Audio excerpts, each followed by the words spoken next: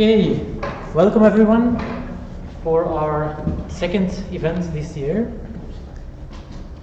It's already recording, so you just need to follow the slides. So we have invited Emile Kelly. I don't know if you know Emile Kelly. If not, I suggest that you, after the event, check out his blog and his Twitter feed. Which is always funny, sometimes a little bit ironic to read, because he gives us an interesting view on process management and on process improvement and these things. Not just the classic formalistic way, but also a more pragmatic approach that really helps us think about why are we actually modeling these processes. You will recognize his Twitter site and his website from the many post-its, and I think you will have brought a few of them this evening as well. So Emile will be speaking about process improvements during the session. First, a few practical things. The session will be until about 8:30, and then there will be another drink, or the rest of the drink downstairs. For the people that have parked inside, it says that you can only park until 8:30. Well, it's true, you can only enter until 8:30, but you can leave whenever you want. So they have told me. I will find out together with you, and if not, that's a process we will need to improve. And I have some practical things also here in the slides. The first one is I want to market a little bit more our social media. So you know we have a LinkedIn, or I hope you know we have a LinkedIn company page where you can see some updates about things we do and other things that are happening in the BA space. There is our Facebook page where we will post also maybe some pictures or some information of this evening's event. This is the third time that we will be recording and live streaming the event on YouTube. The problem with YouTube is that it's a very complicated URL, and we can have a shortcut URL if we have at least 100 followers. So I invite you to become a follower this evening of our YouTube channel and help us reach the magic number of 100 followers. And then recently we have started our own Twitter account, which I also suggest you follow, where we will announce, amongst other things about the new and upcoming events. So you will see some interesting tweets also from Emile on our Twitter feed. A second thing that I would like to do is say thanks to our hosts.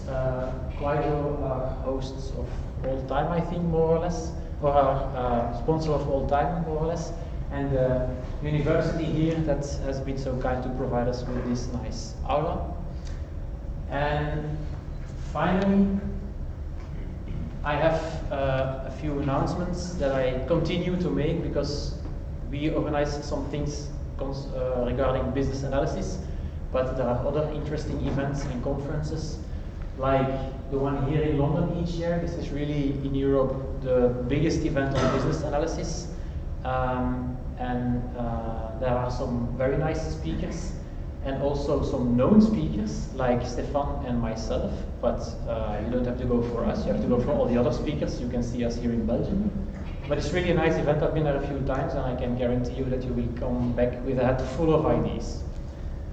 A bit closer, not that much closer, is in Holland, the Dream event, also at the end of the year.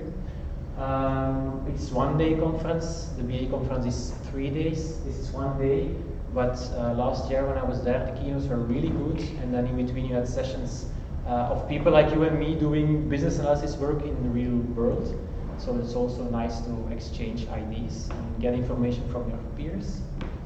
And I've seen that also our Dutch colleagues, let's say, the IIBA Dutch chapter, is also organizing a yearly congress at the end of the year. So they don't have a list of speakers yet, but they have a topic that I think is relevant for all of us. So also interesting for you to check out. And while I'm at it, I might check or suggest that if you would be interested in something like a BA conference or a full BA day in Belgium, feel free to discuss it with me and let me know what your ideas are, because who knows, maybe we organize something like that ourselves in the not so far future. Okay. So far the practicalities, then I leave the floor to Emil to entertain you with his posts. Thank you. Let's start this on this.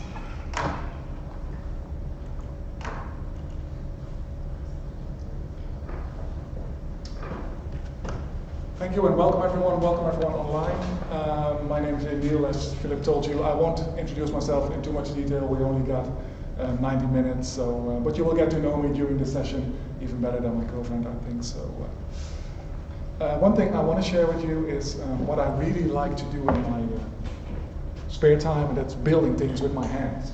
Because in this time, a lot of things are digitalized and are virtualized, and I want to touch things, I want to build things, and that's what I really like to do. For example, my girlfriend runs a child daycare from home, and I build all kind of playthings for her, and my garden and my home, of course, together with my big friend, who probably inherited some genes from me for wanting to build things. And if I could turn back time 20 years ago, maybe I would have chosen to start my own construction company. But I didn't do that. 20 years ago, I entered the world of business process management. And at that time, I started at a company called Palace Athena, which was a BPM vendor in the Netherlands. And at that time, I wanted to become an important consultant with a company car and a big suit, and nice suit, and helping everyone. And but very soon I realized that's not me. I just want to help people getting the best out of their job, best out of their processes. But I'm still very passionate about business process management, and that's not shared with a lot of people. And normally, after 5 minutes, my audience looks like this when I talk about processes. So I hope tonight will not be that way. If it's so, please tell me. Please keep it interactive. If you don't like things, if I say stupid things, please let me know. I try to put in some interaction. I think you received some process models from Philip, so I try to add some interactivity, but we'll see how that works out. So I spent my time doing things with processes, and I started just helping companies modeling their processes, trying to improve them, maybe implement some business process management system, doing other things on top of it, like quality things and whatever you can do with processes. We'll talk about that later. But process, sometimes it has a negative or boring sense with people, and I can understand. If you're working in a hospital and they're putting all kind of protocols on you which you have to follow, I can understand that you don't like process, but a protocol to me is not a process. Or if you're working in an office and they announce at a big company meeting, we are going to implement robotic process automation and you will lose your job, I can understand that you don't like process. So what I did, I think, and for the rest, I like to make a little bit of fun in life. So I think in 2011 I started a blog called procession.nl, and what did I do there? Just to share my feelings, my experiences in a more ironic, funny way, at least is what I think. I started to make posters. Is Lucy, is that familiar in Belgium? Is that, Yes. Yeah? At least 10 years ago. Yeah, okay, but in the Netherlands they put posters on the street with some kind of society ironic text to make people think about society. I copied that, so I made posters with some text about processes, a little ironic, to make people think, oh my god, what's that? And I even won a prize for that, VPN Personality of the Year, but that was just some kind of Eurovision, some contest. I asked all my friends to vote for me, so that's how I won it. So, but don't tell people from the business process management, was it it actually, I don't even remember anymore. Very impressed by the price. But somehow I was not allowed to do this anymore. The legal department of Lucia called me and said, Emil, actually you're doing illegal things, and I don't want to end up in jail because of funny text, so I've changed the format a little bit, but the idea is still the same. What I do is on my blog I put up some text about any subject on business process management, and then I'll write a little story about it to share my experience, to give an opinion, to give some guidance on how to do things differently if you like. So it can be many subjects, and they look like this nowadays. And on all the kind of subjects, today we will, for example, be talking about process modeling. And these are just translated in English, and sometimes then that they don't have the same intensity as the Dutch ones. But so process modeling, for example, process improvement is the thing we're going to talk about. So I see a lot of companies, at least that's what I experienced, busy with process improvement, and then things happen, and then always wondering, okay, what are you doing? So these are the things I do. Process management, that's actually the goal, of course, managing your processes. And this is one of my main sayings, that every company is doing process management, because every company has processes, tries to make the best out of it, and only some are not so good at it. And then we can help them, of course. And all kind of subjects that are attached to process management. For example, customer journey, hip thing the last few years. Other things like the software, of course, to support processes, BPM platforms, maybe now the digital business platforms, or how they are called. Of course, data is most of the time a big part of a process. That process most of the time won't happen without data. I think process management, I'll come back to that in a minute, has a big strategic aspect. It's not only the operational thing, it also has a strategic aspect. And of course, during the, I don't know how it came, what was it, 10 years ago, Lean became hip and happening again. That's also one of the reasons why I started this. I thought, why is everyone a Lean consultant at this moment? I didn't understand that, so that's why I put up these things.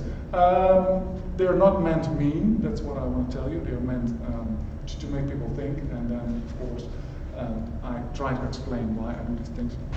So that's what I do, and this also introduced me into the world of social media, which is really amazing. I connect now with people who I used to see as gurus, and now I chat with them, I help them writing books, I do interviews, I get invited to blog, I'm a contributor to VPM.com, all kind of things in process world that opened because of social media, which it's what I think is nice to do. And I also share a lot of things like what other people wrote or what other people did, and best practices and whatever, and also sometimes jobs. So for example, this is in Dutch, but a job for a business analyst, what you all are.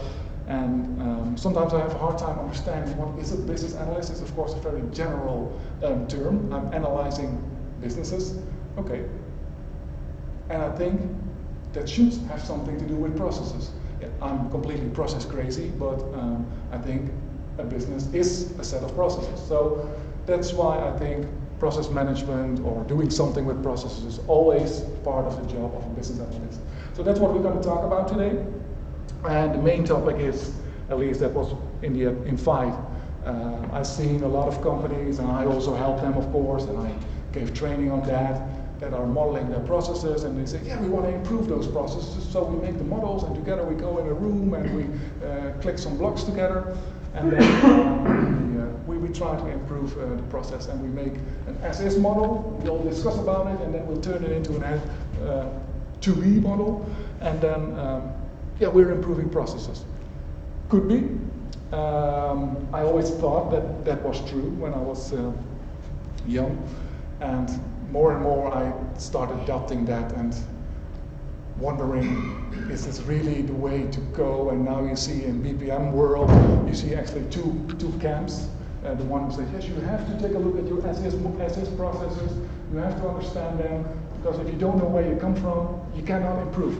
So I'm not of that camp anymore, but we will see what I mean with that. And one big thing I learned during all the years is that, I did send you some models, for example. I have to click now.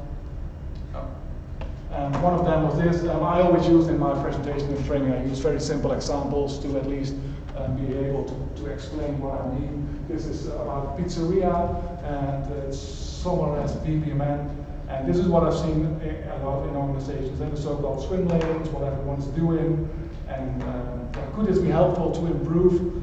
I don't know, but when I do these kind of sessions, you've got the executor here. No, that's not what we're talking about. Yes, I forgot, but tell me this process.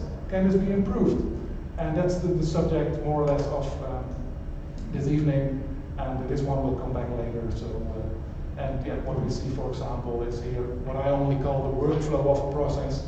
And I think it's missing a lot of information to really understand if this is good or not. This might be okay for a working instruction or building a pizza management system. Fine with that. I think it misses some information. But these are the things that I help customers with, and I try to help them understand. Is this enough to really understand your process to improve it? And as I told you, one thing I really learned in my career, and when I started, I thought I could fix anything. And but I learned big time and hard time, that that's not true. Of course, I don't know about the content of process. I don't know about what's going on. So I have to switch my role to some kind of, let's call it coaching or something like that. Asking stupid questions, I always say I'm the kid that asks the awkward questions. I'm not a guru, and I'm just sharing what I learned and try to help organizations. And in my normal life, I'm most of the time a coach or a trainer, so that's what I do, and help people improve. And that's what we're going to talk about today. So, but first, I want to share with you, and to give it some body, why I love processes. I think they are the most amazing things in the world. Maybe that's a little bit too much, but why I think they are so cool is because they combine everything. Everything comes together in processes. And that's why I like, because it combines people from all kinds of disciplines and organizations, and what the combination is, I will tell you in a minute, I will show you in a minute, and you probably are familiar with that. And that's why I think they're cool. And I think they're cool because BPM, to me, is daily business. A lot of gurus don't agree with me. They say BPM is something special, and we make a BPM center of excellence because it's really something magical. And I think, no, BPM is daily business, what every organization is doing every day. And but yeah, somehow it became something that you can buy or implement or put on top of your organization. And someone even made a circle from it, and they said, this is a BPM circle. And when I saw it for the first time, I thought, that's a cool circle. But when I took a second look, I thought, there is something weird with this circle. It gives me not a good feeling, because, for example, just a few things. You see, design and modeling. I can understand you can design a process. You can think about, okay, this is the way we do things. This is the way we create our products. But modeling is actually a means to that. You can design the process with the help of a model. But so they are, for me, and you don't have to agree, of course, you don't have to agree with anything, they're on a different level. So that's already gave me a weird idea with this circle. Also, the thing that monitoring is here. To me, monitoring is knowing what's going on in your process. Very simple. Three-step process, maybe some statuses between. And to me, monitoring means that you know what's going on, that my order is here, that Philip's order is here. To me, that's monitoring, knowing what's going on with your, I call them, cases. So I also don't understand why case management is seen as something weird, different as BPM, but other discussion. So monitoring happens on, to me, case level, while design happens on process level. So that's why I think this circle probably is made with an idea, but to me it doesn't express what I think is business process management, so I created some kind of alternative circle. And the cool thing is that it looks like a heart. So processes are the heart of your organization. But at least I try to tell with this that process management or anything process happens on different levels. You see the very traditional large cycle here, plan, do, check, act. You design the process, you do it, you see if it's going well, and then if not, you try to understand why not, and maybe you do a little redesign. But that's just process improvement. Process management is what just happens every day, if you want that. And so that's 2 small cycles, and when you actually monitor your cases and what's going on here, and then you can decide if you allow that, if you're, I don't want to use the word actually, if you're agile enough, to intervene on case level. You say, this case, oh, there's something going wrong, just do something. Oh no, the procedure says that's not allowed, so then you're not really agile. And that's on case level, and on a little larger scale is on every case. So for example, by changing, I'll come back to that later, when I did the lead, changing process rules. For example, a decision here, some go, when the order is larger than 500, goes this way, and others smaller than 500, they go this way. And those are what I call, how do I call them? Process steering parameters. And if they are hard-coded, for example, in your software, you're not agile, but if you're able to change those things, and then you're actually doing the small cycle, you say, okay, something changed, whatever, it's 600 now, then this has effect on all the next cases. So that's what I mean with that cycle. I'll come back to that later. Excuse me. Yeah. Can you elaborate on the difference between process and case? Yeah, how I see it. Yeah. Good question. I see, and that's when I discuss on bpm.com. You have one guy. He's called Carl Water. Carl Water, are you watching?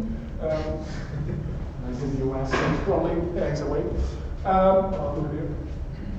He says case is some kind of collection of data of what you did for example, for a patient. And so that's true. But to me, a case is nothing more than the thing you execute the process for. So this is the process. Very simple, there's only the workflow of process. And the things flowing through it, to me, are what I call cases. Yeah, so, but somehow case management got the, how to call it, the name of being complex things. And so, for example, a patient who has a headache, and a lot of things can happen for that case. Only, I see it, for example, this is a very straightforward, the case flows very easily. Sometimes you have processes, I'll come back to that, or you have cases of which you don't know yet at the start what will happen. But it still is the case. Only the process to bring the case to a good end is not known. So to me, the case is actually the request, the problem, actually the problem to be solved is maybe the nice thing to say. So that's how I see it. So nothing special, but case management got a different name in the BPM world, but and I discussed a lot about it. But to me, the case is nothing more than the thing you try to bring to a good end. And maybe that's a good connection with the next part, because when I just started at companies, I helped them modeling, improving their processes, never asking why they have those processes. So now I always start with that. They say, we want to improve our order to cash process. We want to improve our whatever process. Okay. What is that process? What does it do? What you promise? So that's a thing I would always start with, to really understand why you have your process. And it's more on a strategical level. A lot of people think that processes are something operational. This is what we do, supported with the BPM system, and clicking this and clicking that. And no, but to me, processes, and that's why I like the process thing so much. It starts on a strategical level, because why do you have processes? To solve problems. And as I told you, I use simple examples. My pizzeria, Processio, solves problems. And they are not that shocking, but at least they solve problems for people who are hungry, not able or not willing to cook, and they cannot, or they don't want to leave the house. And that's what pizzeria think, that's a problem we want to solve. Shocking, but at least they solve it by delivering pizzas, by offering the pizza delivered result. And yeah, that's a good thing to think about because it also helps you, and I won't go into detail today, it helps you to, let's call it discover your process. So where does the process end? When is the problem really solved? So there are sessions that people tell me, oh, I think my process is baking pizza. Baking. Oh, so then your process result is pizza baked. Oh, so there is more. And so you can discover your process borders, which is, I think, one of the nicest workshops to do to make people aware of what their processes are really for. And of course, then you can also think about it, and you can come into things like business model, canvas, and what strategy do you want, those kind of things. And there are other companies that try to solve the same problem. For example, someone can deliver shawarma, or maybe microwave meals to solve the same problem. Diets, also, if you have a diet, you don't need pizza. Or maybe the leftovers from last weekend. So you can see that pizzeria has more competitors than you think.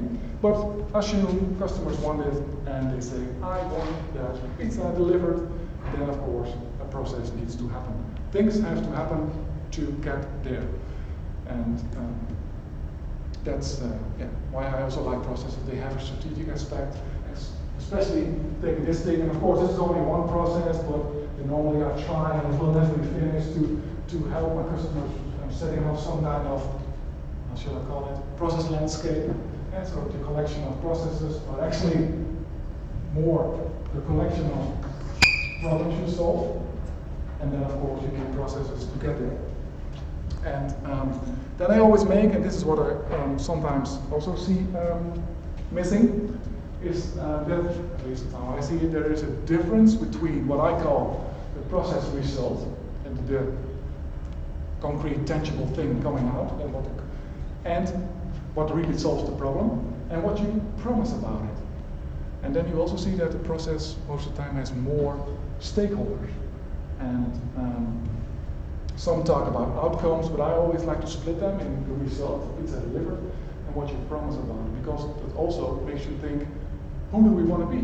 What kind of, in this example, pizzeria do we want to be? Do we want to be a fast pizzeria? Do we want to be a cheap pizzeria? Do we want to be a tasty pizzeria? And that's of course what you have to deliver that promise with your process. So, for example, what we see here to the customer, we promise within 30 minutes it's delivered. It's never more expensive than 10 euros and it's tasty, which of course is very subjective.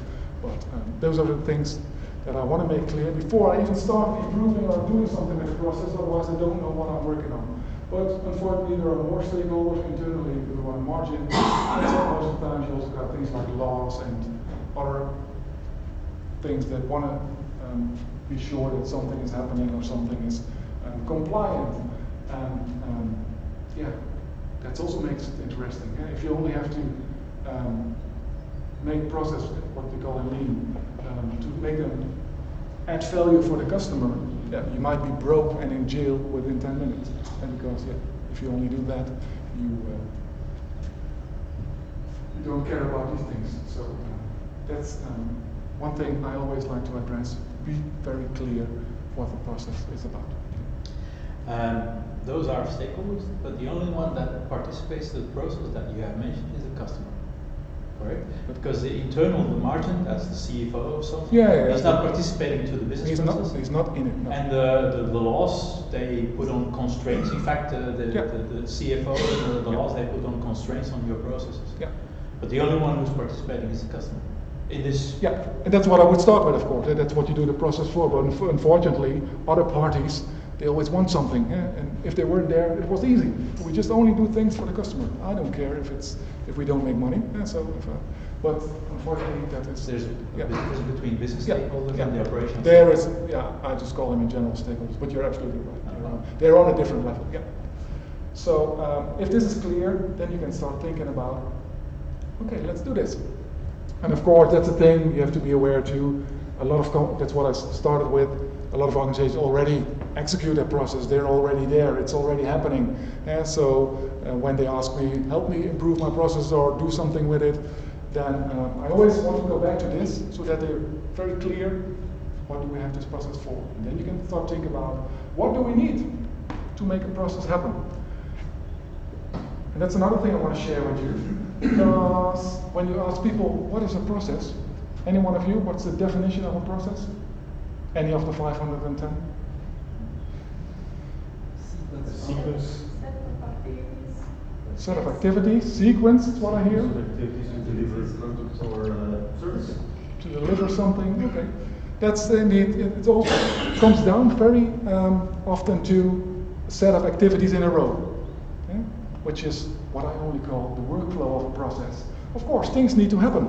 And when I want to come from trigger to result, things need to happen. And I always, not always, but I'd like to always start from the end. And that's what I think it was introduced by the University of Eindhoven in the 90s or something. They call it product-based process design. They had a method for it, but at least it means that you don't focus on the activities first, but first on all the things that you need to deliver that end result. And so sometimes I only start with a model based out of, I call them milestones, but now I combine it. And so to deliver it, you need to, of course, drive or do the delivery thing. But when can you do that? When the pizza is packed. And so that's what I call a milestone. And why do I do that? To make people aware what the process is for, what they have to make the subparts, and maybe to finally, when you make a cool pizza management system out of it, that you can communicate about it. Mr. Johnson, your pizza is packed and will be delivered in 5 minutes. So, but this is what I call the workflow, and I'd like to start from the end to make people think, to make it a little bit lean, that they only think about things they really need to get from milestone to milestone to milestone. And this is what I call a workflow of a process.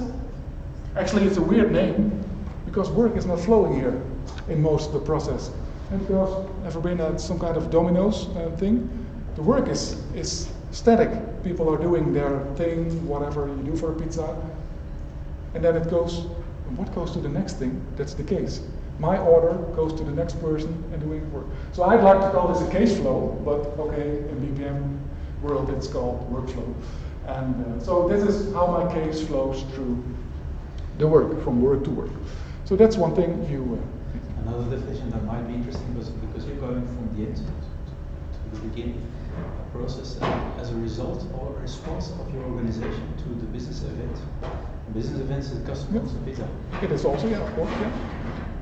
But to me, I just say everything you do and need to create a result that solves a problem of a customer. It's very general, but it at least makes aware that you don't do processes for fun. Some processes. But in a company, you do it to solve a problem. And if no one has that problem, you're doing processes nobody cares about, and that's what I've seen a lot. It's nice to do those kind of things. This is not the only thing. Yeah? You can discuss, is this a process? No, of course not, this is a picture. But it's not even a picture of a process to me. It's a picture of a workflow of a process. But to really do that, to really make it happen, you need a lot of more things. And I see that all as part of a process. So let's focus just, so workflow, one thing. Focus on one activity here. Does it make pizza? What do you need to do that? Now, for example, maybe not in the future anymore when pizzas are made by robots, but until now you need some kind of chef who is making the pizza and doing all the things needed to make it. So I call it capable people. I hope they are knowing how to do that. That's one thing. And sometimes you see that in the models, like with the swim lanes, chef is doing this and waitress is doing that, and all those kind of handovers which are seen as bad. Handovers, they cause problems and things can get lost. Okay, people, we need it. But if I had to choose one important thing in a process, I would say information is the most important, one of the important things. Because if you don't know what to make, then it all stops. So, for example, the order, what do you want? I want a margarita with extra cheese. And so the chef has to have the information. And you see, for example, in business world that is supported by ECM systems or whatever. And in the pizzeria, of course, just with a note that's going from the waitress to the kitchen. But information on different levels, but I'll come to that later. But on an operational level, you have to know something about the case. And in this case, what pizza, delivery address, time, and maybe telephone number to call the customer back to see if the order is real. Information. Everything we need. Now, maybe in some processes that are completely data processes, it might be enough. But this is a physical process where you also have to make the real thing, the pizza. So you need Instructions, recipe, Ingredients, Ingredients. structure. I call them supplies, but of course I use general terms, but it can be in a car factory, it can be metal, carbon, whatever, and in more administrative processes it can be nothing. Because we only work with data, and data is not what I would call supplies. Are we there yet? For this pizzeria, not. Because he needs tools, like an oven, or in our office, laptops, or printers, or whatever we use to do things. So the physical stuff we need, and I call them tools. And depending, of course, on your process, it can be anything. I'm a trainer, so what do I need? These kind of things, a laptop, and that's it. Sometimes a microphone. And, when I do training online, I need my webcam, and that's it. But I also need software, and this pizzeria is modernizing. It's going to digital transformation. They've been on a seminar and they say we have to digital transform. So they now installed some software to do the orders online and all those kind of things. And yeah, people can order online. So software might be part of the process too. So altogether, and maybe you can come up with more, but for now I want to leave it this way. That's what I think makes a process. And it's hard to put this in a definition, so that's why I don't like to define a process, because you will never agree with each other. But one thing I want to agree with people is what's coming out, what do we need? Workflow, all the kind of stuff. This is what we do, this is what we have to achieve. We need these kind of people, this kind of information, supply, That's what I call a performing process, a process that does what you promise. And that's hard, because now you see all kind of aspects come together in a process, and that's why I thought they were so cool. But you can imagine, yeah, I thought a process was just a picture of steps. You know, to make it really happen, you have to organize all this. And that's what I try to make people aware. And that makes a process, in my opinion, executable. And normally I don't use the happy pizza pictures. I draw it something like a, how do you call it, a fishbone diagram. So you can also use it for some kind of analyst. And you can say, what's really the problem in the process? Yeah, people don't know what to do. They're all, and so, okay, the problem is here, then we can work it out. Or we always miss information. There's never, the delivery time is always missing. So then information might be the problem. So I also use it as an analysis tool, and then of course I have it in drawing things, but it helps to make people aware, what do you need to make a process perform? And that's not so easy. And it also is very relative to each other, because in general, a process is the path to come from E to B. It's like making a travel.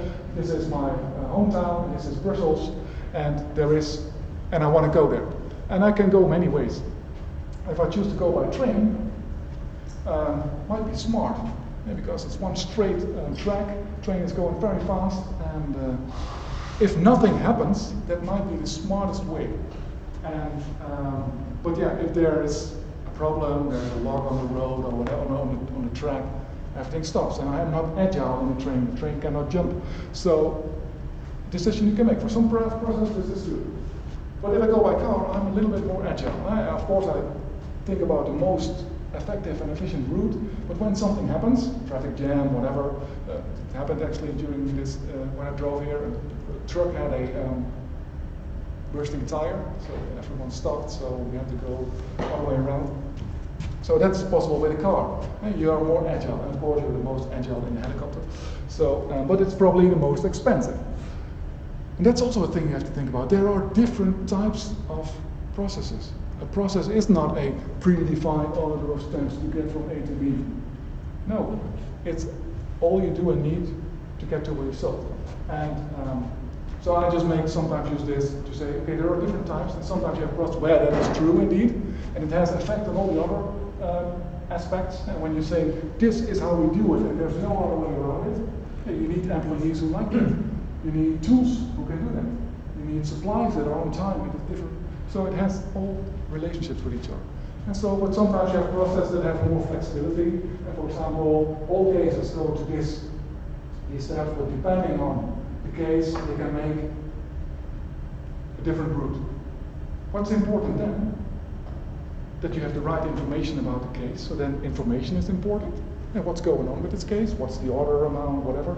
And someone or something, these days, like a robot, can take a decision what's the best route to take. Different process.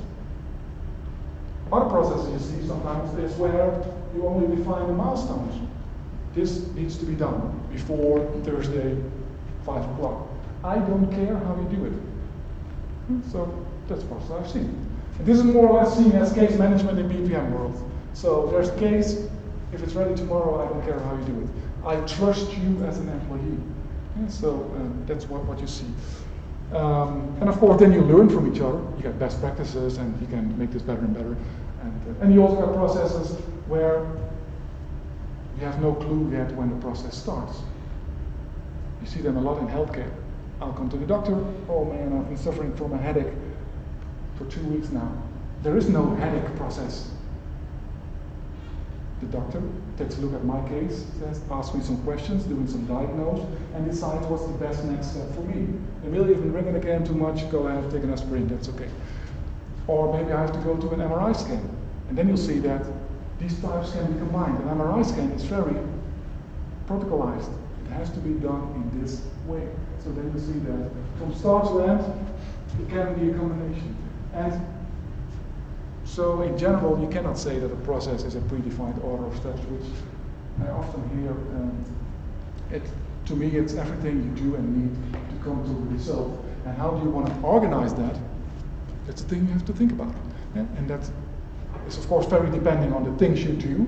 If you have to make the same little product 2 million times a year, yeah, absolutely. Standardize it, automate it, and never look back. If you're really customer-centric, every customer is unique and has its own problems, then you might end up at these kind of processes. And that's has its effect, of course, on the stuff you need, which software, which people, and all those kind of things. So, a thing to be aware of. And then actually a circle is born. When you know what's all needed in a process, and you're actually thinking about, I want to execute it, and you're thinking about the design of a process. That's what I do a lot, did a lot, and that's often done with models. In the good old days, sitting in a room, sticking all kind of things on the wall, thinking about how do we do our things.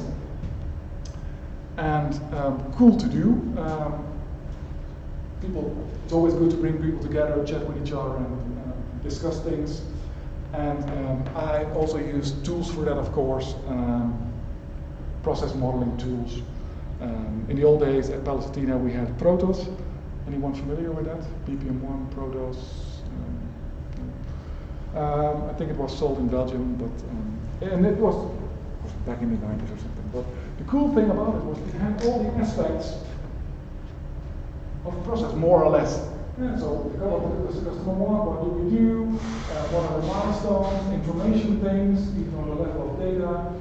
Roles for execution and applications. It was more or less for administrative processes to make clear what tools do we need to do the process. So I made very cool models. I made walls full of models that nobody understood. So, but at least they were complete. They had everything in it. And they were a good design. And then, I realized, is this really the way to go? And now you see, for example, new modeling tools, new ways. For example, now I use a lot census, and of course some kind of BPMN models depending what the customer wants. So, but they're still models, and yeah, for example, what's model 2? I did send some of you this one. This one is very small. This is a so-called, I don't know how to pronounce it in English, IIBA method. Inputs, and the things you need to do a step. Outputs, what comes out, and which will be the input of a next step. The guides, the laws or the rules, and the enablers, and the stuff you need, like the information or the tools. So actually such an IGO model, IGOE, is already very complete. I always like them, and this is not the way you normally model it, but just an idea, because it expresses everything you need to design the process. And that's what it is. It's a design. Does this tell you how good this process is? I don't think so. So, and then also I realized that not everyone is so interested in really thinking about the processes and really want to design all aspects of it. So, I'm sorry. And sometimes I've seen models like this. It's a workflow, some kind of workflow, all the steps. But what do you think is this? Is this a process, or what is this actually? What do you think why someone created this? It's a flow. On what level is it to you, to your opinion? Is it customer oriented or activity? Yeah. To me, it's more employee oriented. And so this is what you have to do. You're a waitress. You have to pick up the phone. You have to take the order. You have to call back. And then there's our famous diamond. Like a diamond is taking a decision. Is this a real order? And then you say, oh no. Then you have to delete the order. So this is what I would call the working instruction, which is can be useful, of course, if you don't know how to do it when you just new at a pizzeria. And that made me realize. Sorry, one again. Which was this one. Then there are different goals, of course, models. This is always what I tell in my training, and these are just a few. You can make a model to make working instructions. And for your employees, you can make an HTML thing out of it, and they can click on it and they see what they have to do. Isn't it cool? So, working instructions. Sometimes models are used for compliancy. This is the rules, the ISO thing, the other set of things we want to be compliant with. And look, this is how we do it. Here's the model, Mr. Auditor. Okay, cool. Got their stamp. Process improvement, of course. And people in my training will say, yeah, we want to improve our processes. That's what we heard. And what's also possible, of course, is use models. More and more these days, it's getting easier and easier with all the new toolings to build an application, to build software with a model as the design tool. All kinds of tools. When I took a look at this list, I suddenly realized that actually this is what you do when you have a problem. Customers are not happy, we're losing money, everyone is complaining, we're always too late. We have a problem. And the other ones are actually a solution. Because work instruction is a solution for a problem that employees don't know what to do.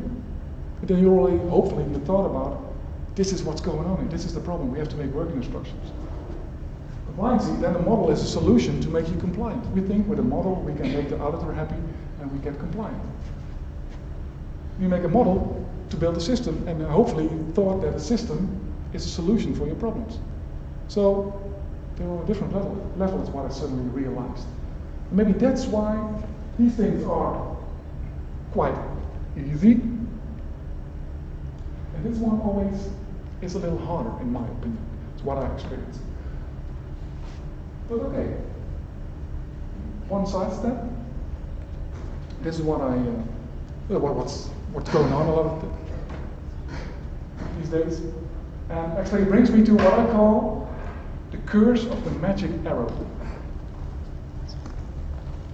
What do I mean with the curse of the magic arrow? read any book, at least I haven't read so many, but any book on process improvement is full of how to model process, how to do workshops, how to make your models cool and design everything needed. And there are 2 pages about implementation. Okay, and then you implement the process and then it works that way. So it's what I call the curse of the magic arrow, which actually is the most important arrow in this circle. You have some idea, this is what you want to do. How do we make it happen? So that's why I'm happy with, yeah, I'll come to that. Because from design to reality, that's really hard work. That's putting everything in place. And for a pizzeria, it's even hard. Think about, what are the actions actually to deliver a pizza? What kind of people do we need? And what kind of training do we need? Are they trained? What information do we need? And where do we get it from? Where do we get our stuff? What tools do we need? And maybe we'll use some software.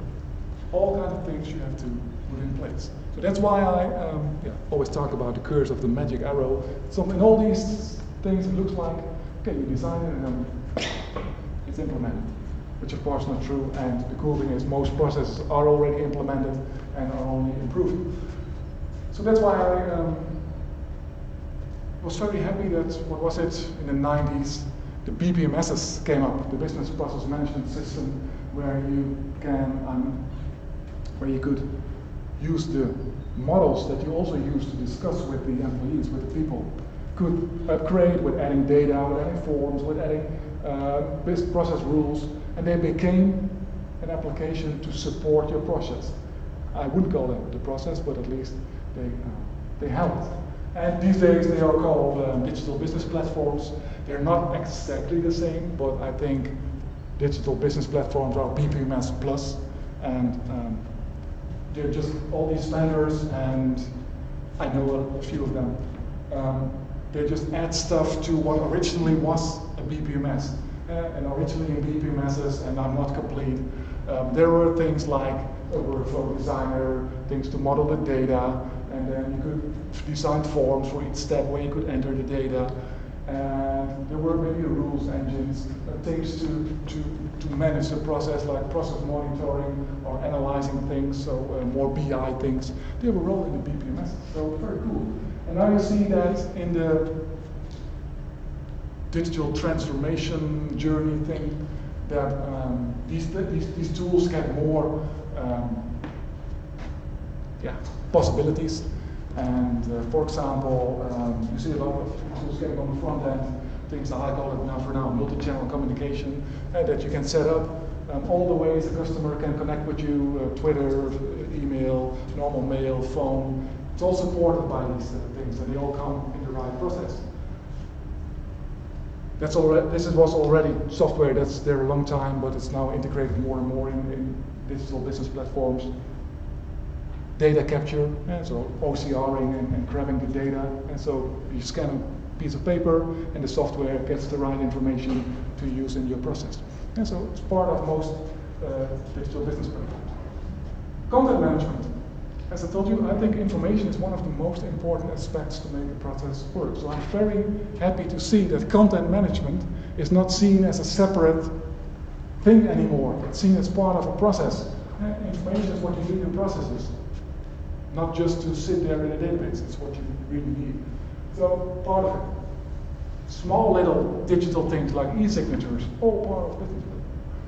Of course, at the end, we communicate with customers, and these tools can deliver communication in all kinds of ways. A PDF via email, a tweet, whatever. And that's what they support. So, and the hottest thing momentarily in BPM world is robotic process automation, where you actually, how's it called, by swivel chair automation, and where some people have capture data here, copy it there, then to another system. So where transferring of data is done manually. I don't talk about the social aspects at this moment, but that can be automated by creating robots who are doing that. And it is impressive. It's what I think as a normal guy from the Netherlands. Because it really makes build little robots that do simple things like picking up a customer number, going to a very weird website, searching there and getting the right information, transforming it, putting it in a system, doing something else with it. So it's a little workflow actually within a process done by software robots. And it's for those processes where data gathering and transforming and putting it somewhere else is done manually. And that's what you see, of course, a lot. Of course, every day we read stories that the robots will kill us in 2 years. So, and that's, it's happening. Artificial intelligence is possible, and artificial intelligence is already very old, of course, because this is all also artificial intelligence. It's software that has a lot of algorithms in it to understand documents, and so, but it's of course also, as I told you, everything has effect on processes, so all these kind of new things too. So yeah, but these are great tools. I can work all day with them. I like to build processes and build my little robots and make nice communication things and do all kinds of big workflows, monitoring things, but some customers don't want it. They don't care about a big platform to build their own processes. They just want to buy a solution. And you see that most of the time, of course, in back office processes, where you say, yeah, we do process invoices. How weird can it be? How unique can it be? Just buy a tool to do invoice processing, and that's okay. For more primary processes, it might be a tool. But I experienced that the big, and I also experienced some kind of, I would call it, an anti-enterprise software feeling. People don't want to go with those big vendors where they have contracts they never can get rid of. They want to have small vendors that listen to you, where you can buy solutions on top of a little platform, and then you can work with it and expand it, all in the cloud, of course. So that's what I see a lot. So yeah, it's cool, but, and of course, do you really need it? And that brings us back to the essence of processes. Aren't you, and it's of course the old saying, aren't you automating crap? So it starts all with a good process analysis again. That's what we were talking about. We were talking about process improvement and redesign.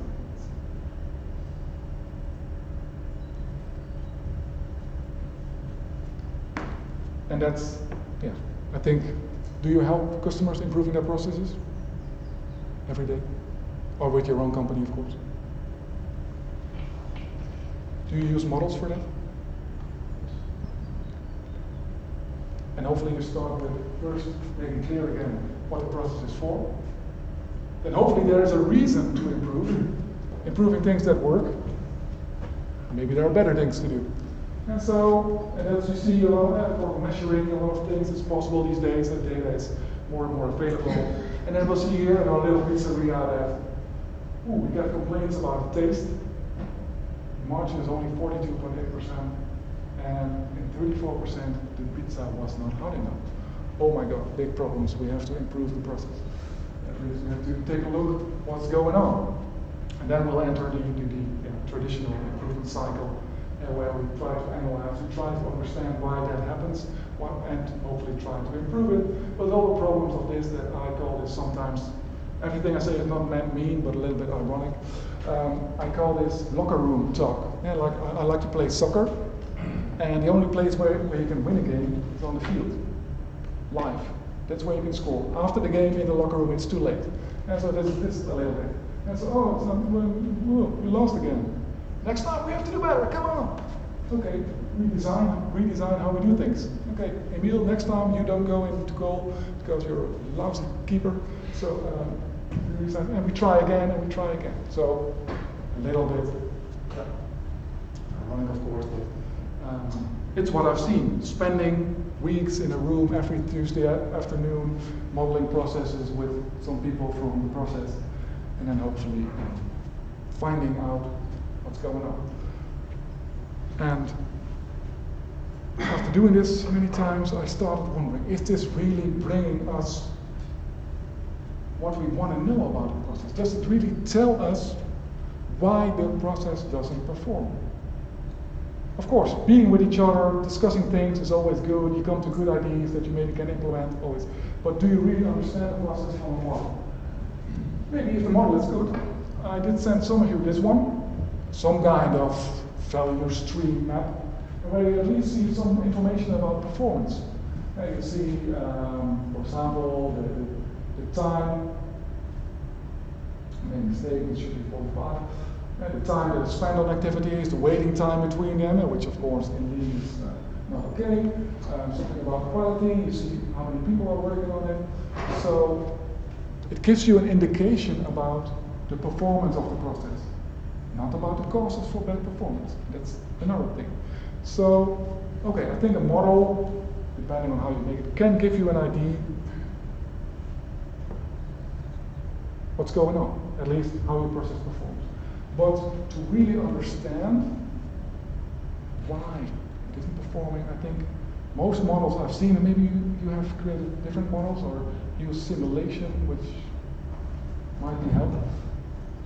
They don't express these things. I call them the dynamics of execution, the dynamics of real life. Yeah, a model is most of the time a static picture, and they don't express very well these things. I'll explain them in a minute.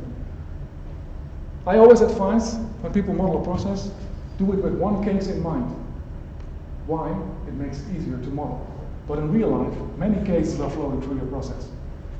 So, little weird advice to understand the process. Roles can be played by many people. In your nice swim lanes, you see waitress. But how many do we have? 10, 20? Do we have 5 on Saturday, 3 on Monday? Hard to express in models. Executive protocols are like players in movies. This is really a bad joke, sorry already. They don't go to the toilet. Hey, in movies, people never go to toilets. And in models, you can put roles, but you never see. You go, you have to go. But that's hard to express in models. Like people are taking a coffee break. And should you express that in models? I don't care. But it has an influence on, of course, on the process performance. So the last one, that's really hard to express. When you have multiple resources, I will show you an example in a minute. In a pizzeria, you need to deliver a pizza. You need a delivery person, and you need a car, and you need a pizza. That's all to come together. That has all relations with each other. Talking about the cases. Yeah, cool model. This is how we make pizzas. And I modeled it with one case in mind. When someone orders a pizza, it's only the workflow, by the way, then we do this. And we have to reach these milestones. But in real life, many cases are flowing through this process every evening. And at a certain point in time, this might be the situation. This is real life. Pizza is getting cold. Pizza is getting lost. How do you express that in a model? Yeah, in PowerPoint it's easy. But in real life, it's hard. Not in real life, it's not hard. You can have monitoring, of course. In the pizzeria, you see the pizza boxes in your more digitalized organization. You see your dashboards with things piling up. But how do we go on? And more important, what causes this? Why are those things waiting there? And that supports the real analysis thing. But at least that's what I think is a drawback of a model as we see them often. Do you think simulation tools can be useful in this context? Simulation tools can show this. If they are useful is the second thing, because it's the data, and I will show process mining in a minute, which generates the data for you, which you can use in simulation. And simulation is more into the future, in my opinion. And what we're doing now is looking into the past, understanding why this happened. And as I already said, is looking in the past. Is that still the thing to do? We'll see. This thing. Okay, cool. Here we see some things.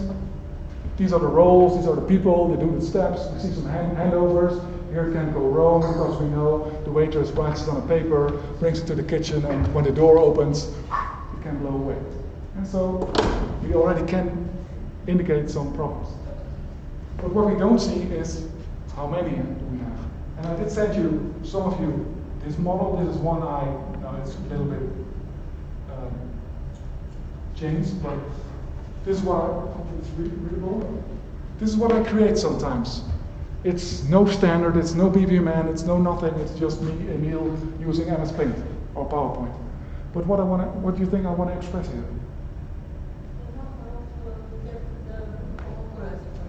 Yeah, that's correct indeed. So I want to make clear that when the order is coming in, we got 3 waitresses that can pick it up. When then the pizza is ready to prepare. But we only got 2 chefs to work on that. Then we got 4 places in the oven to bake pizza. So I try to make clear that resources, can be people, can be stuff, can be tools, can come in many amounts. And that can have results for things waiting. And I try to animate that.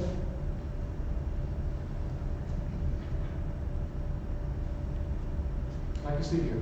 It's a little different way of expressing things, but what I want to tell here is, and I don't do this to show you a new way of modeling, but I always use these kind of things to make people aware that a real process is something else than a model.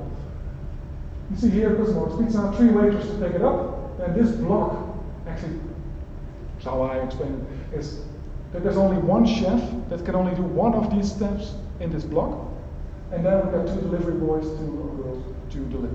So when cases come in, and this is what I always also do, when I talk with people about process, I have not always time to make PowerPoint fancy things, but sometimes I just use Post-its, and we have a model, for example, and then I'll use Post-its as the cases to talk with them through. So I don't use Post-its as step, but as cases, and yeah, to make it more dynamic, more flowing, and hopefully make people aware that processes are not pictures.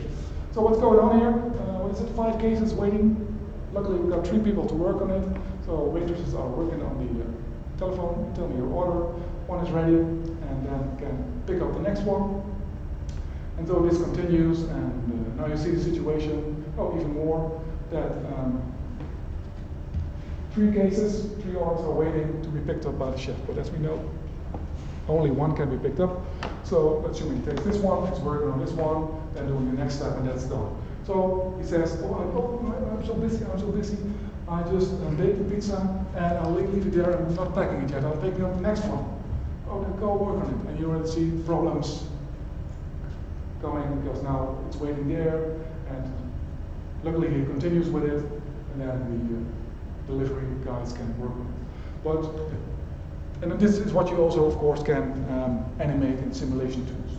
But I try to make aware that such flat models don't give you a good indication of how well this process is performing. And it continues. And what I'm always trying is to put in, let's call it waiting moments, or places where cases can sit. And so if you know that, then you know where at least your cases might get stuck. This is only executors, but there are even others, like we discussed before. This is what I think is a process, or makes a process, software and tools. If you also have to have them to do your process, what do we see here? The oven. There are 3 places to bake pizza. Different cases in the process at the moment. 2 in the oven, and now 3 in the oven. But there's only 1 chef to get them out. So, any one of you familiar with Petri nets modeling? Yeah? Actually, this is more or less based on Petri nets.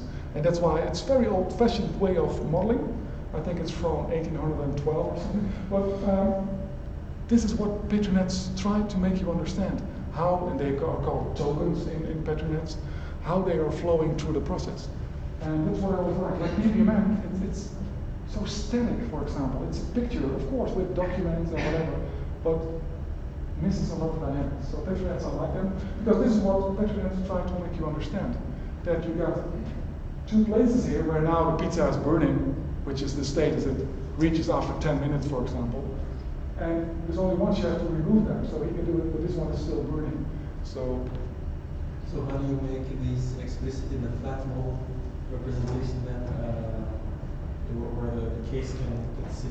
So you model it explicitly as an event and then think about it, or try to? Yeah, if you have a flat model, I use if I use BPMN, the event or something like that. When I use Protos, I have really have an object for status. And so, is that what you mean?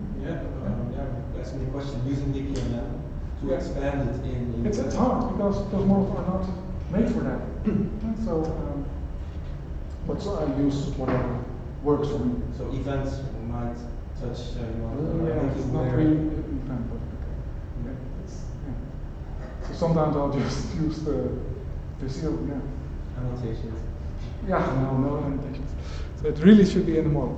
So that's why I told you, I like Proto so much, but unfortunately they stopped developing the news. But it's not about the model today. It's about understanding why models might not express what you want to know. Because this is really cool about post-its, because post-its you can clear them. Now, two people are working on a case, and that's what you see here. After it's packed, the case is actually split up because it's depending on two things. It's waiting for someone for delivery to be available, and it's waiting for the car to be available. And we're lucky. That's what's happening here.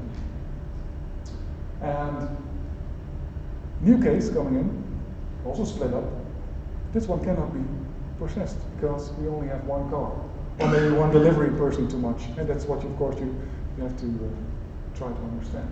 So, and those are what I call the dynamics of execution that are hard to express in models. But this is only the case when you want to understand the model. If you say, I just want to make a model and make a system out of it, fine.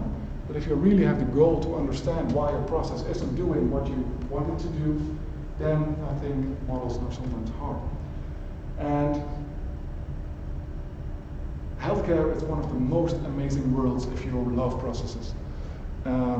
It's a mix between, of course, very difficult tasks to do, a lot of planning, a lot of different types of cases, types of processes coming together, like the diagnose, but then the very protocolized MRI, and then all kind of parties, and of course a lot of stakeholders in healthcare, insurance things, but, well, it's amazing.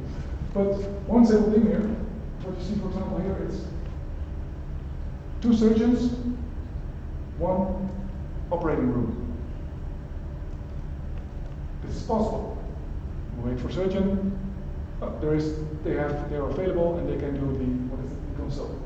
Then the cases continue, but in the meantime, when they are doing consults, they cannot do surgeries. So also planning is a thing that's hard to express in models. In real life, it's easy. It's someone's calendar. You're not available. Put it in a model, then you have to make up weird models like this. And now we got a problem. So new cases, they cannot be helped because no, sorry, surgeon is busy. Oh, lucky, he's free. Oh, split up because to do surgery, we need and a surgeon and the OR. So surgeon 2 can do it, so it's available, and now he's doing his surgery, which means he cannot do consults. So in PowerPoint this is easy, but at least it's about the idea. To what I think are dynamics of execution that are hard to express in models. And Philip already said, might simulation be helpful for that? It can express these kind of moving things and bottlenecks and those kind of things, but is the data you're working with, and that's always the, today, for example, the discussion on BPM.com was, is simulation still a valuable tool in BPM world? And I think the general conclusion was, not if you don't have the right data. And so, of course, you can simulate, but I think on average, these steps take 5 minutes. We have 50 cases on average coming in. And I know even tools where you can model that indeed executors go to the toilet 2 times an hour.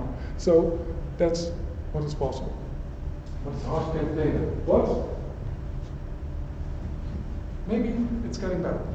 Because in, what is it? Yeah, Will van der Aalst from the University of Eindhoven says it was 20 years ago, that's when he started working on it. But I think it was in 2007 when the first process mining tools came on the market. Is anyone of you familiar with process mining? A little bit. Then I want to end my session with explaining something about process mining, which might be of a little help in our journey of helping customers to understand their processes. And what does process mining do? Actually, it's using real execution data, trying to put it in a process taste. You can have normally, you can also have normal BI, like your dashboards. We got 20 cases in, one is over time, and whatever your BI dashboards can tell you. But process mining is actually also BI, business intelligence, but then transformed into a process taste. And it hopefully gives you a little bit more process understanding. I had a presentation for that, but I'm maybe otherwise a little short on time, so I will try to explain what's better for the camera, which doesn't matter. What process mining is doing, we're lucky these days that everything, not everything, but more and more processes are getting automated, digitized, supported by software, and take the right one.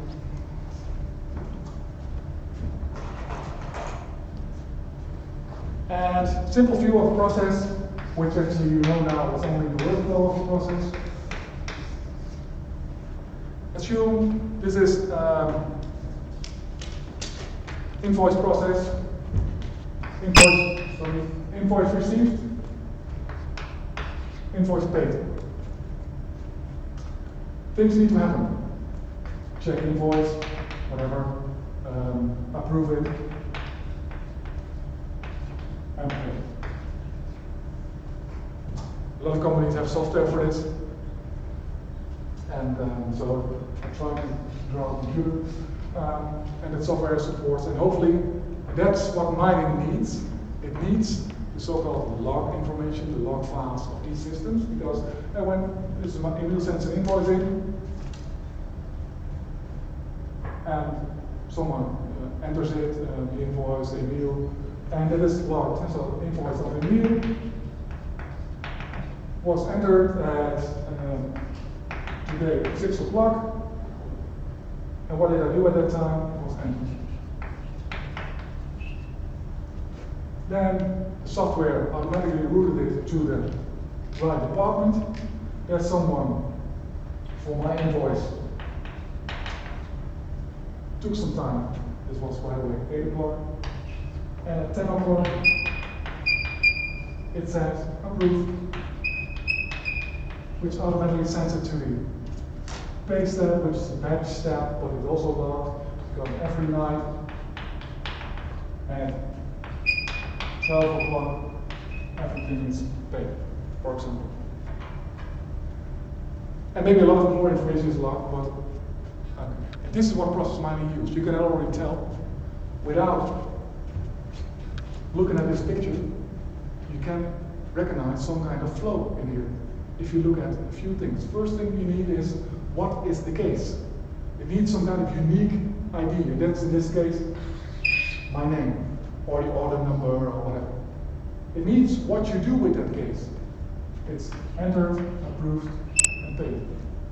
And if you also know at what time, you also know the chronically, is that the right word? Flow. And you see, this was at 8, and then you know, this later. Then you know, okay, then the process, the workflow for this case was enter, approve, pay. And we got another here.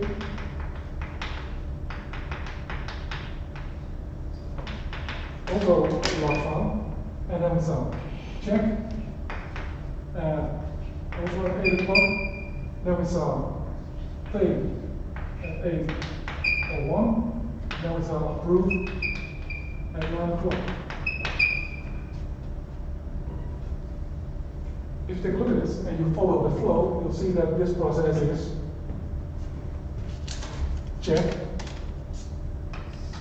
pay, approve, fraud. So that's what process mining can do for you. Plus a lot of other things which I will show you in a minute.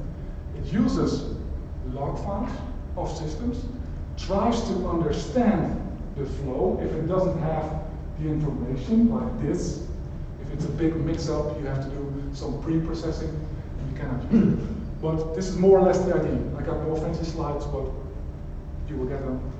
And I will show you, I will sit down now for a minute. I got some log files from my pizzeria system. And let's see if we can understand the process that was executed by the pizzeria. One moment.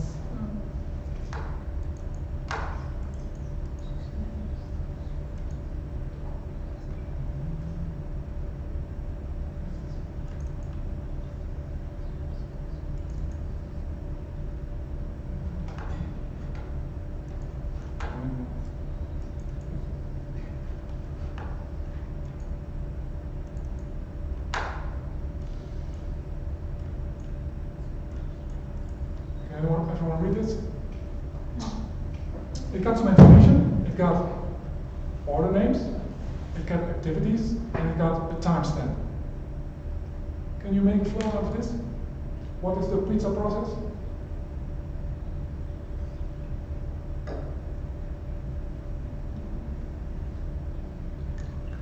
Come on, you can do better in the software. Come on. Okay, let's put it in a more logical order.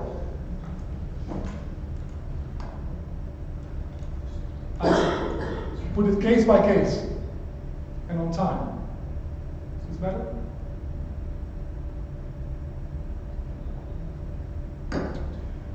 That's actually what process mining is doing. It's for every case, it's making the flow, and in this case, it's take order, check order, make pizza, pack pizza, deliver pizza. For the other case, it's take order, check order, delete order. So probably that's another flow. And then for this one, it's the take order, check order, make pizza, 2 times make pizza. What could that be in process terms? At different times? Make a guess. Take order 2 pizzas?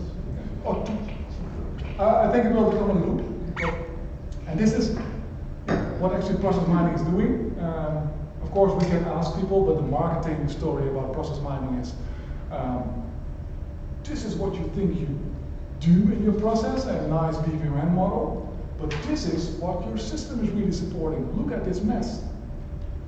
Maybe someone didn't build a good system, but that's the marketing story. But this is the minimal information you need. I got another log file, which has some more information. This is the one we're going to use to show you what process mining can do for you. Because I'm lucky, because this one also has an end time and a start time of activity, so I can calculate how long it took to do a step. I know who did the step. Maybe that can tell me something about, okay, do we have enough people, those kind of things. And I also see in what neighborhood the pizza was ordered. So maybe I can use this for marketing things, or maybe it gives me an indication what are the hardest neighborhoods to deliver.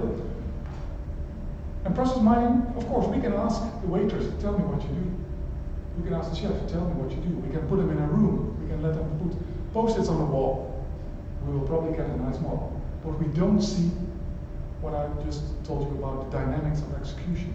And that's the idea of process mining. And I'll just show you whether or not you like it, whether or not it gives us good information. But you have an idea what it can do for you. I'll use a tool called perceptive process mining, which I'm allowed to use. In the meantime, there are a lot more process mining tools on the market, like Fluxigon or Process Gold. But this is one I use. It's a standalone now. I'll use, as you saw, a comma-separated file as a log file. Of course, in real life, you can connect to a real database if the information, of course, is useful. Maybe sometimes you have to do some pre-processing. But just to show you what it can do. First thing, it won't be a training, so I'll just create a so-called new process. Pizza, deliver pizza. That's how I would call the process. And then I want to mine it, so that should start with importing my log file. In this case, I just used the CSV file. I'll browse to it, it was this one. And then I can take a look at the data in it. As you can see, it shows me the same things. I can do some processing if I like to. If it doesn't understand well, you can say, okay, it's not Unicode, or the separator is not a comma, whatever, but this looks very okay. So, next. And then I have to specify what I see here to do some calculations later on. And let's see, I think this one is not the start time. This one is the end time, and start time, is that correct? Is this earlier than this one? Yes. And this is used to mine, to understand the flow later on. There is some more data, which I can use to do some more analysis. It found out that there is an employee data, and I have to specify if that is on event or case level. An employee is on event level. Event, for example, is an activity that can switch from step to step. But the neighborhood is on case level. My order goes to neighborhood west. So this is correct. It understood the log file well. Sorry, I didn't get that last bit. Can you please repeat this for me? Yeah, okay, I'll draw it. Oh, here. I'll put my post-it. This is my order. You get case level and event level. That's data for this case, or data for this event, or this event. This is what we call events and activities. And everything that is unique for this case, which in this case is the neighborhood, this order goes to west. It's what we call case data. And what is unique, or especially for event, is what we call event. An employee can switch from, this can be done by the waitress, and this by the chef. So that's why employee is on event level. So it understands. Timestamp is event level. Sorry? Timestamps are event level. Timestamps are event level, yeah. Yeah. The example is on 10 o'clock or 11 o'clock, okay. But, timestamp is outside the system. sorry?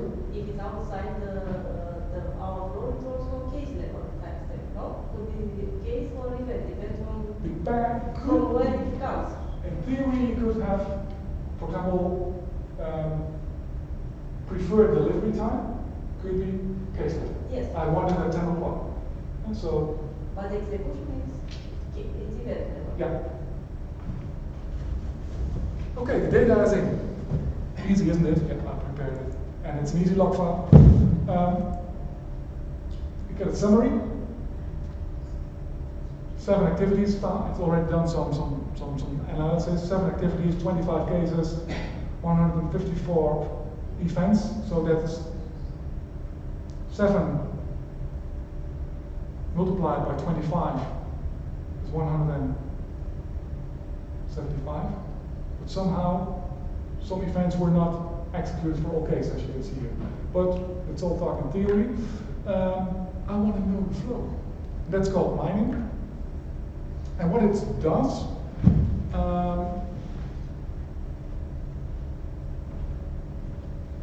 model can finally look like spider. That's what you get so-called 100%. That means this model fits on all cases in the log file. This case, this case, this case. So it's putting everything together. But you can play around with that number. You can say, I want to see the model for 50% of the easiest cases, and to understand where complexity comes in. And that's what you can do with mining. I will show you. And that's, for example, this here. You can say, show me the model for 30% of the easiest cases. Click mine.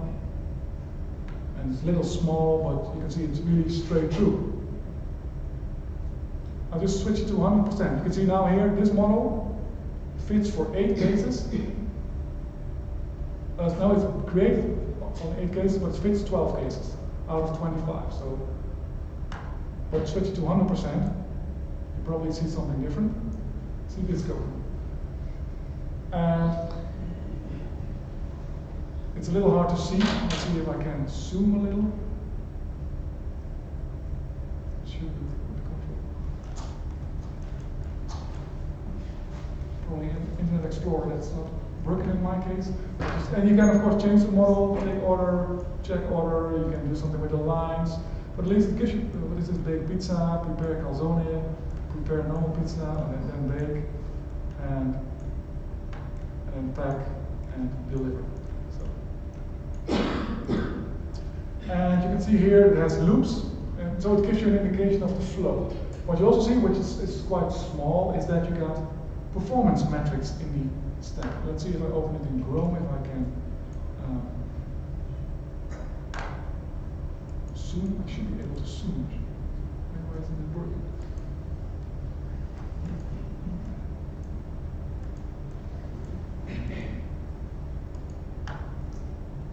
Meanwhile, always assumes you have a log file. Absolutely. That was always my thing against it. So, but more and more systems, yeah, they log everything, but you need something. That log averaging goes entirely through the system. Correct. You're absolutely correct. Sometimes you need to combine log files of systems. So. Yeah, or you have manual. Manual parts, which you can add, of course, I won't show you now, but you can add manual steps if you like to, but then it's getting harder, of course, to get a complete picture. So that's indeed, has always been my thing against process mining. It's probably you miss still some things. But at least it gives you some information, for example, about performance metrics. You can show if you have the data, for example, processing time, waiting time, all those kinds of things, what you can show. You can filter, which actually is cool. You can say, okay, I want to see only incomplete cases, or maybe you'll see a loop here. Maybe you want to filter on this loop, and what does it do? It shows you all the cases that made the loop, and then you can, and the filter is on, and then you can, it's a little small screen, then you can mine again. And then you see that this is the flow for the only one that had a loop. And then I'll just switch my filter off. Mine at 100% again. It's a little small on the screen. I'll just mine it. So this is maybe better. So this is just the flow with. If you like to, with performance information, which gives you an indication how fast things were going, what was the waiting time on arrows. But still, and that has always been my thing against it, it's still showing symptoms, not causes. And so you have to really understand what makes the process, where does it come from. But at least it helps a little. And that's what I'm trying to find things to help me. I'll save this model, or this workflow.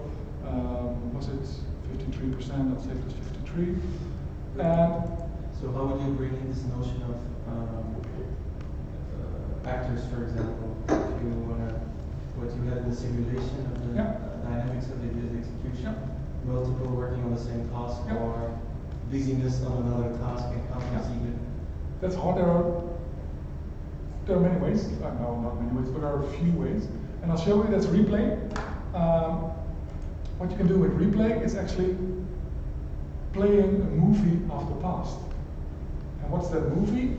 That is picture of the model, plus all the cases that flew through it. So then the balls are really moving, like in my PowerPoint thing.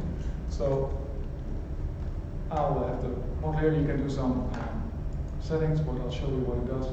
And there are not many cases, but you can see now. You see it?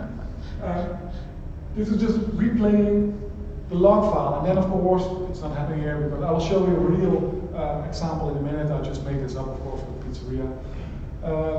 It can show you bottlenecks, but still from the past. Yeah, so, but at least it might give you an idea. Okay, what went wrong? Can you show more things? Yeah, you can. If you have the data, you can say, okay, I want to see if neighborhood caused any problems. That's called chart, and then the balls get a color. Well, it's getting a little cramped here, but then all the orange ones are from south, and the ones from north, and you get some information. So it gives you an indication maybe what type of cases cause problems. You could also choose, as you saw,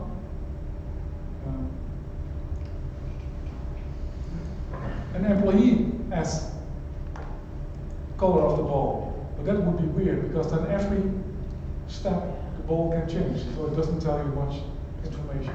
So talking about employees, if you're at mining, you can also show how employees work together. That's called, then you use employee as an attribute, and you'll say that I want to create a so-called social network. And you mine it.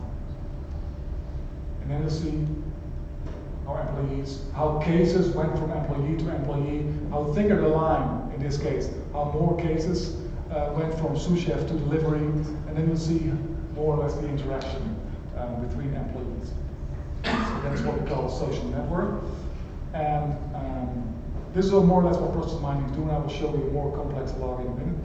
And you can also compare things with each other, like the 50% and 100%, or your model process and your real process. So that's what you can do with these kinds of tools. And you can create charts, you can do all kinds of filters, but at least it's a little step towards putting more of the dynamics of execution in your static models. And the cooler it gets to reality, the more I like it.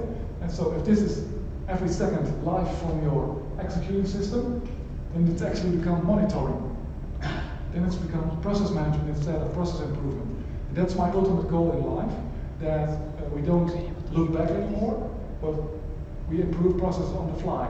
I have one saying, every case, every executed case is a trigger for improvement. So I like to change every day, but yeah, some say, oh, every half year is good, use this process mining stuff, and then we'll see what changes.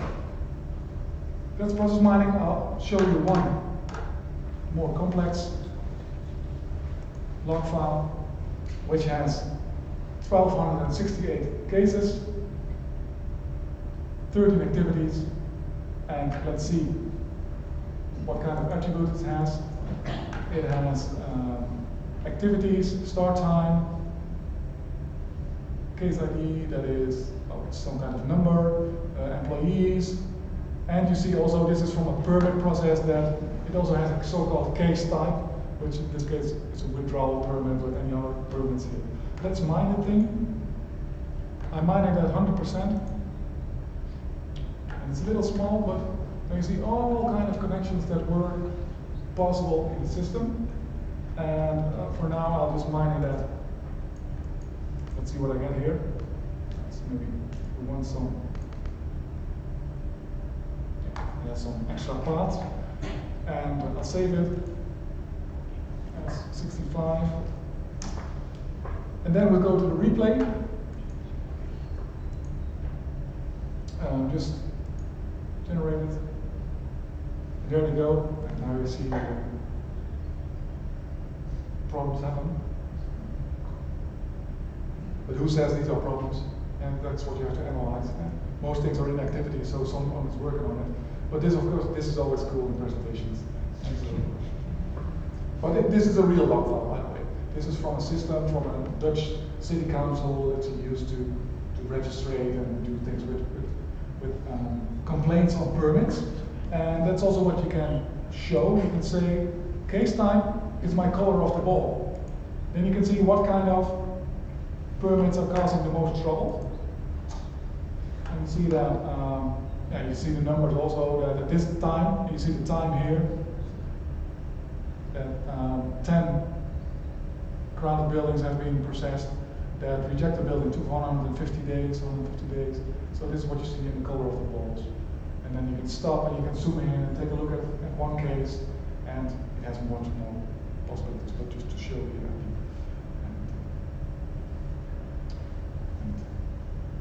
And my experience with this, people when they see it, oh wow, well, but indeed you were completely right.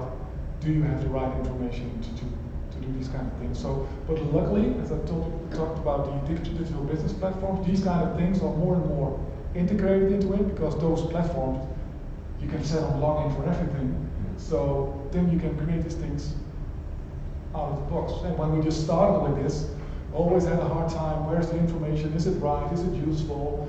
And then we did the analysis and we need the new data, all kind of things. So it was hard, still hard, but it was a start. That's why I always address that you're still seeing symptoms, not causes, and you're still looking after the fact. And so the log file is from the past. And so my ultimate goal in business process management is that creating change as closest to execution as possible. And those are my cycles again. And that's of course not possible for all processes, but I would say every employee is a process improver. And so if you allow them to. And so I would like to see case change on this level. And so every case, if there's a problem with it, fix it. And then you can already tell this might cost extra money. And then you probably will see that after a while, costs are going up. How is that possible? Yeah, because every case has problems. How is that possible? Oh, we can change it. So then you get more, let's use another hipster word, continuous improvement, than only the standard other cycle.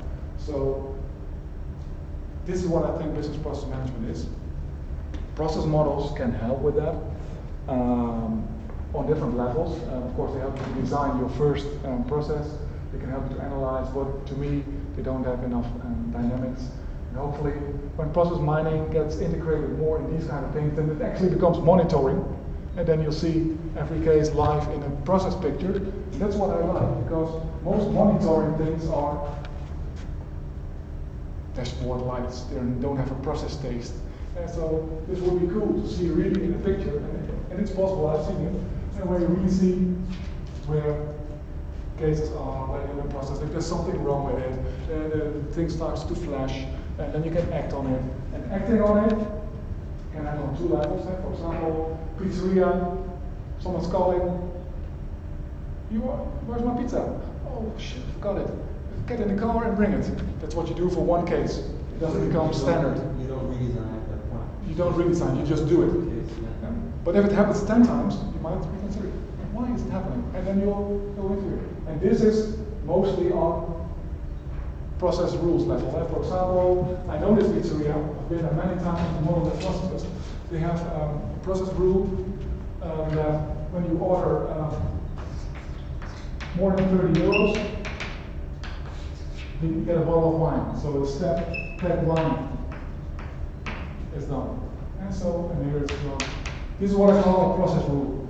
And so it defines which way the case is going. If you hard code this, and what could it be? It's on your menu, printed a million times in your restaurant, you cannot change it.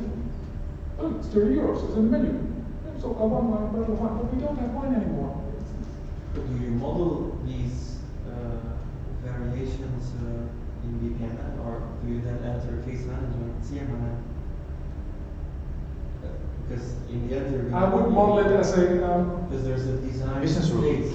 as a DMN, decision modeling notation is new. It's business rules, of course.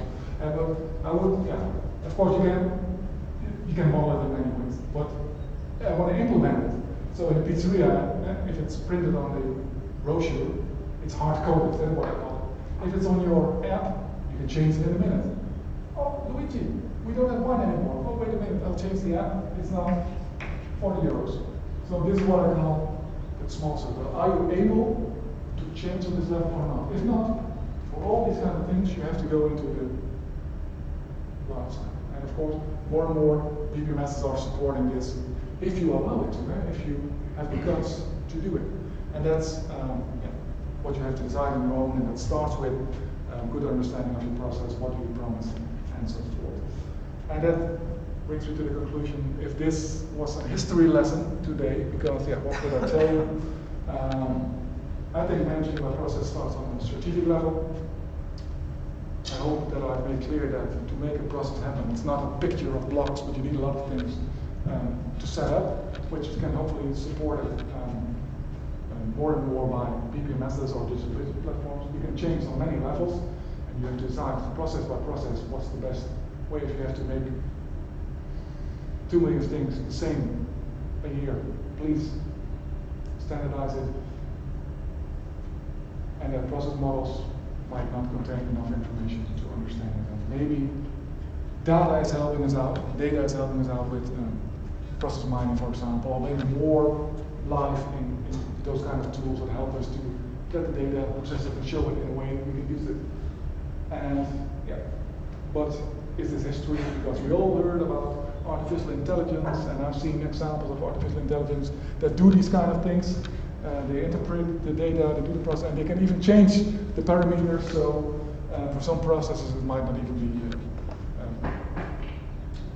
needed anymore. But wouldn't that be nice? Then we can all let sleep and spend time on the things that are really important. So yeah, of course, the business process management field evolves, and with all the new technologies. And sometimes they're just for execution, some they're more on management level, and I like to be in that world, and I hope today I was able to tell you what I think business process management is, that it's not that easy, but a lot of fun, because you have to talk with a lot of people and put a lot of things together, and that I have my doubts on the value of process models for process improvement, as I've seen them often, and hopefully things like simulation or mining can help us to put more dynamics into them. But maybe you don't agree, so any comments on that, or any complaints? Other tips for me, or maybe that's what I like. I did talk a lot, I'm sorry about it. I also like to learn, but maybe you can send me all your stuff later. So I think I practiced this, it was 80 minutes, but it became a little more. So bad process management. So I think I have to redesign it. Any comments or questions? Ideas? Opinions? What about executable BPM or process models? Executable BPM, that's actually, then you use the model to design the system. Yes. Yeah, then of course you have to add things like process rules with DMM, what do you call it, form designers, data model of course. Then in real life it's integration of course with where all this stuff comes from. But I know. Complex, but sorry? It's complex, but it contains a lot of the things that. Yeah, it makes, of course, missing. because real processes Yeah. combine all these things. Yes. And so that's what I said. When you model to build a system, you actually think about making a solution. So for example, I know someone in Romania who worked for BMW Finance Eastern Europe, and he wanted systems for his finance processes. And he was so frustrated with all the vendors he talked with, he quit his job, and now he started his own BPM company, and he's using BPMN as his model environment to build his solutions on top of his platform. And he's selling solutions at this moment for financial things. And he's using BPMN, DMN, little case modeling notation, and of course other stuff to do the data integration and kind of things. And it's getting tracked because it's all in the cloud. Customers can just download a process, can start using it, and it's more agile than the big vendors where you buy a platform and for every little byte you have to pay some money.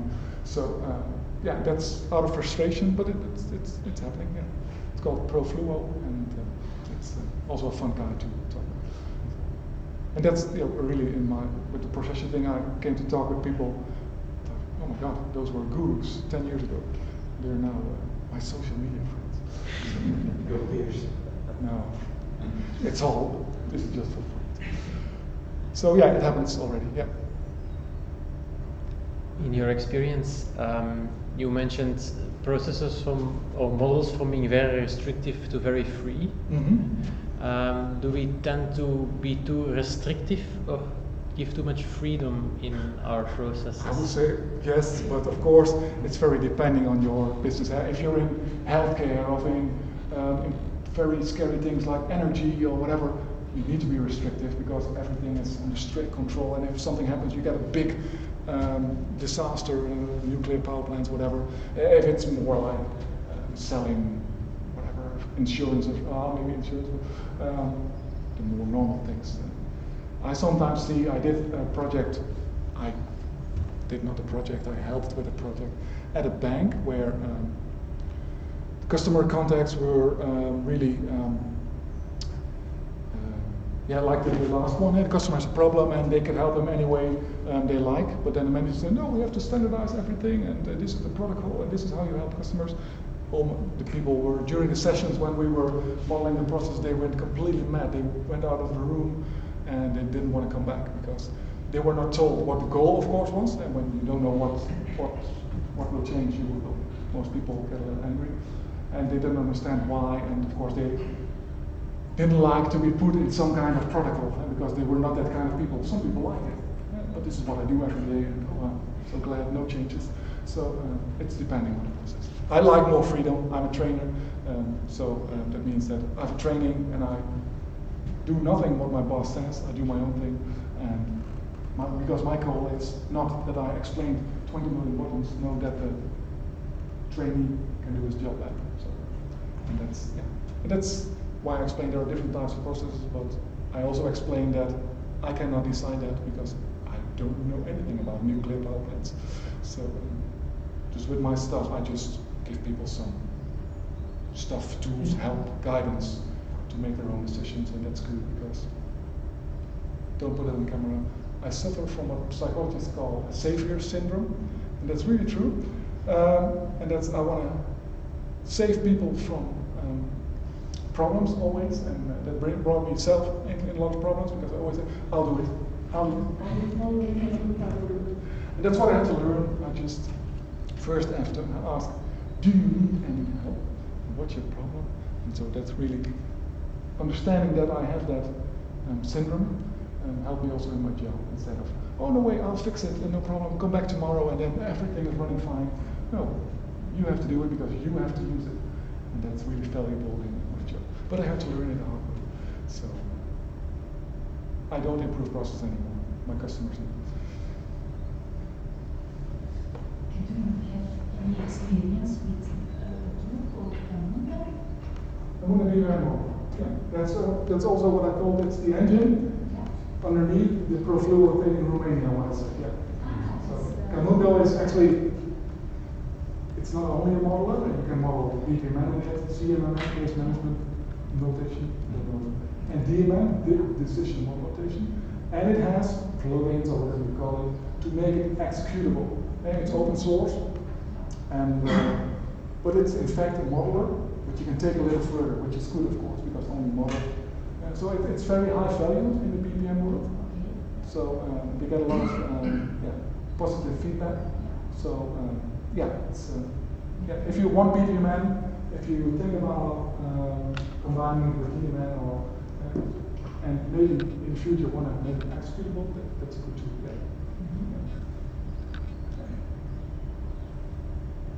Camunda. Would you say that using BPMN model to improve your process is totally worthless in the absence of simulations and mining? It's never totally worthless. That's the only thing we have planned sometimes.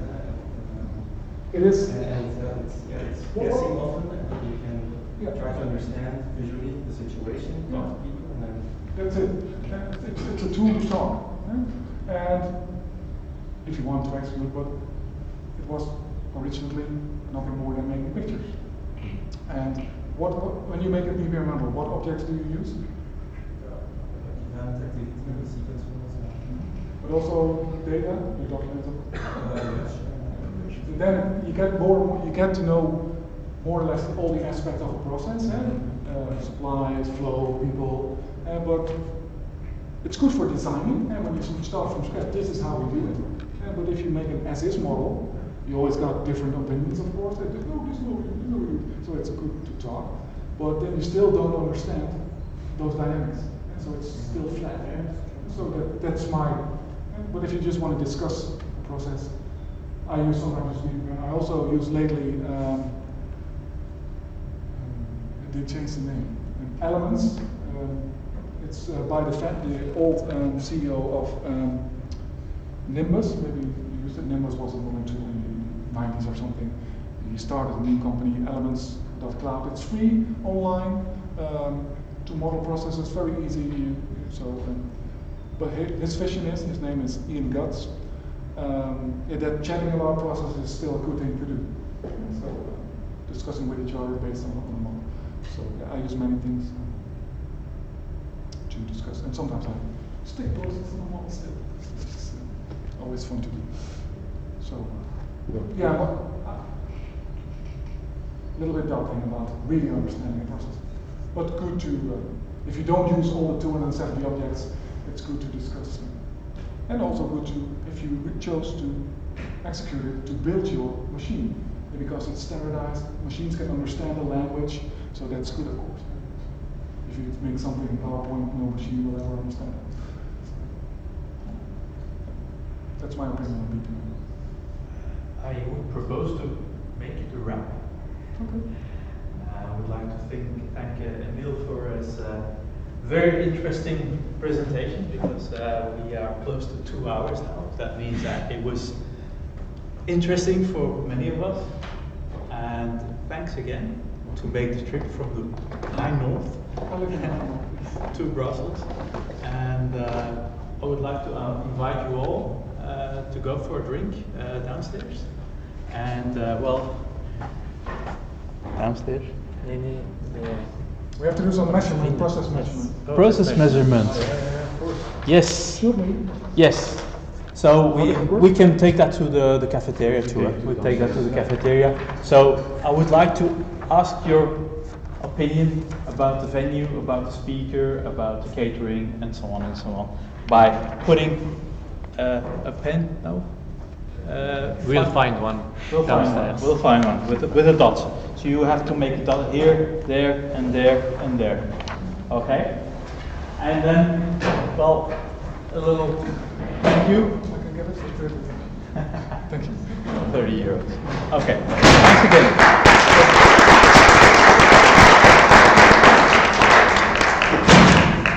Soon you'll get an update of what happens if you arrive without registration, because we had a few names that, and you want to receive an update. Please write down your email address, and then we'll send you an update, and you'll be invited for the future events.